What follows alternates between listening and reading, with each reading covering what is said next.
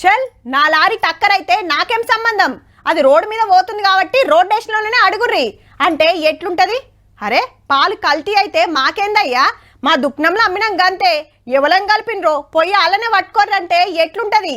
గీళ్ళ ముచ్చట కూడా గట్లనే ఉన్నది. మళ్ళా మా టాకీస్ లో మనిషి చచ్చిపోతే మాకేం సంబంధం అని సంధ్య టాకీస్ ఓనర్, సినిమాకొచ్చి అభిమాని చచ్చిపోతే నాకేం సంబంధం అని హీరో గారు. అటు వాళ్ళు ఇటు ఇల్లు హైకోర్టుకు పోయినరు ఒక్కనాడు. మాకేం తెలియదు, పెట్టిన కేసులు కొట్టేయాలనేది మనోళ్ళ వాదన.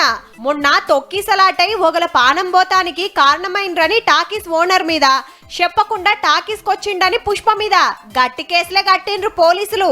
అవి కొట్టేయాలని కోర్టులా పిటిషన్ వేసిండ్రు. సినిమా రీల్ తెచ్చుకున్న డిస్ట్రిబ్యూటర్లకు బెనిఫిట్ షోకు పర్మిషన్ ఇచ్చిన వాళ్ళకే సంబంధం ఉంటదని టాకీస్ వాళ్ళు.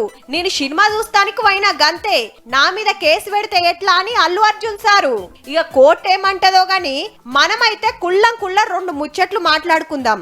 మీరు అద్దంటే ఇంకో టాకీస్ లా సినిమా ఎద్దురేమో, ఆడ ఫుల్ సెక్యూరిటీ పెడుతురేమో, మంది బగ్గొస్తే కంట్రోల్ చేసుడు మాతోటి కాదని చెప్పాలే కదా. ఫస్ట్ సినిమా చూడాలని బగ్గ మందొస్తారని తెలిసినా ఇదే టాకీస్ కాడికి మీరెందుకు రావాలి సారు? మీ అసొంటి పెద్ద పెద్దోళ్ళ కోసం సపరేట్ టాకీస్లు ఉంటాయి కదా, ఆడికి పోతే కాకపోయిందా? నిన్ను చూడాలని అచ్చినోళ్ళంతా ఆత్రమాత్రం చేసినందుకే ఓ పానం పోయింది. అదే టైంలా ఇంకా శానా టాకీసుల్లా ఇదే సినిమేసిన ఏడేం కాలే మరి. వారెవ్వా మాకు సంబంధం లేదు మాకు సంబంధం లేదని ఎంత ముద్దుగా చేతులు దులుపుకుంటుండ్రో. ఇంకా నయం, ఆమెను సినిమాకెవరు రమ్మన్నారు అంటలేరు.